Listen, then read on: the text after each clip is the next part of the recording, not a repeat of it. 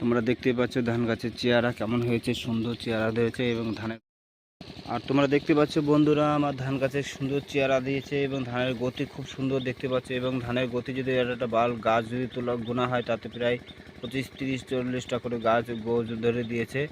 আর ধানের সুন্দর গ্রোথ হয়েছে, কিন্তু তবে বন্ধুরা একটা সমস্যা দেখতে পাচ্ছে, ধান গাছের পাতা এরকম হলুদ হলুদ ভাব এসে যাচ্ছে এবং ধান গাছে এরকম যদি মরা ধরে তবে বন্ধুরা একটা চেষ্টা লক্ষ্য রাখবে, ধান গাছে উই পোকা লেগে গেছে বা মাটির তলায় পোকা লেগে আছে, সেইটার জন্য তুমি ওষুধটা স্প্রে করবে উই পোকার জন্য। ওষুধের দোকানে পাওয়া যাবে। আর তাছাড়া তুমি যদি মনে করো না আমি এই গাছটাকে আমি একটা নোনা ভাবটা কমানোর জন্য তুমি চ্যালামিন স্প্রে করে দিতে পারো। তাছাড়া সেই সঙ্গে তুমি বন্ধুরা ব্যবহার করতে পারো তোমার। আর সেই সঙ্গে বন্ধুরা একটা জিনিস লক্ষ্য রাখবে, জমিতে এইরকম পরিমাণে যদি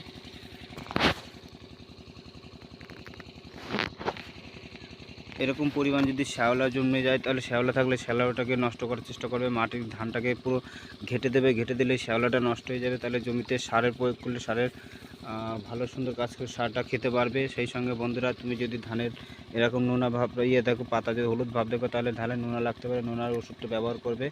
আর তুমি যদি মনে করো না এবং মাটির তলে পোকা যদি থাকে সেই পোকার জন্য তুমি মহাবীরটা ব্যবহার করবে, সুন্দর কাজ করে এবং মাটির তলার পুরো গভীর থেকে সে পোকাটাকে নষ্ট করে দেবে। এবং সেই সঙ্গে বন্ধুরা লক্ষ্য রাখতে হবে জমিতে যদি এরকম ঘাস হয়ে যায় ঘাসটাকে তুলে পরিষ্কার করে দিতে হবে এবং জমিতে ধান গাছ রাখা যাবে না, ঘাসটা রাখা যাবে না, ঘাস অতিরিক্ত হয়ে গেলে ধান গাছের বিরাট ক্ষতি করে।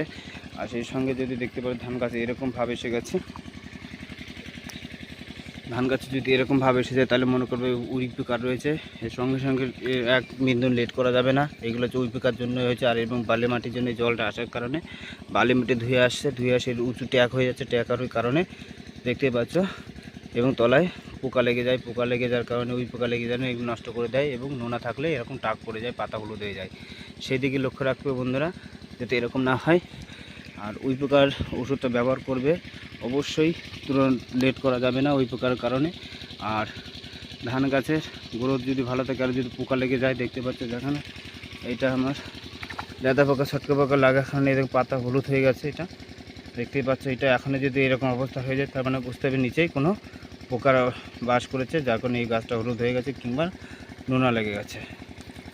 এই দেখো পোকার শিকড় নষ্ট করে দিয়েছে, কিন্তু এর জন্য ওষুধটা ব্যবহার করতে হবে, পোকার ওষুধ, যাতে এটা হচ্ছে মূলের ভিতর দিকে ঢুকে যায়, এর ভিতর দিয়ে ঢুকে গিয়ে একদম পুরো ছিদ্র গোড়া পর্যন্ত চলে যায়। সেই জন্য তুমি পোকার ওষুধ হিসেবে ব্যবহার করতে হবে তোমার আইকনটা আছে, তুমি ব্যবহার করতে পারো। তাছাড়া তুমি যদি একটা কাজ করে সহজ অল্প দামে বলতো, সেটা হচ্ছে প্রোফেস সুপার লিটারে 1 ml করে সেটা স্প্রে করে দেবে বিকালের দিকে, তাহলে ওই পোকার ওষুধ বা থাকবে না এবং লেদা পোকা ছাটু পোকা থাকবে না। ধান গাছে দেখবে পাতা পুরো সরু সরু পুরো গোল গোল পাকিয়ে যাচ্ছে, তার কারণে ওখানে লেদা পোকা থাকতে পারে, সেইটার জন্য ওষুধ স্প্রে করবে। আর ধান গাছে যখন সার ব্যবহার করবে সারের সঙ্গে তুমি মহাবীরটা ব্যবহার করবে, দেখবে মহাবীরের বিরাট কাজ এবং শ্যাওলা থাকলে শ্যাওলাটাকে নষ্ট করে দেবে। যদি আমার ভিডিওটি ভালো লেগে থাকে তাহলে লাইক কমেন্ট ও সাবস্ক্রাইব করবে, পাশে থাকা বেল আইকনটি প্রেস করে দেবে, তাহলে প্রতিটা ভিডিওটা নোটিফিকেশন তোমার কাছে সঙ্গে সঙ্গে চলে যাবে।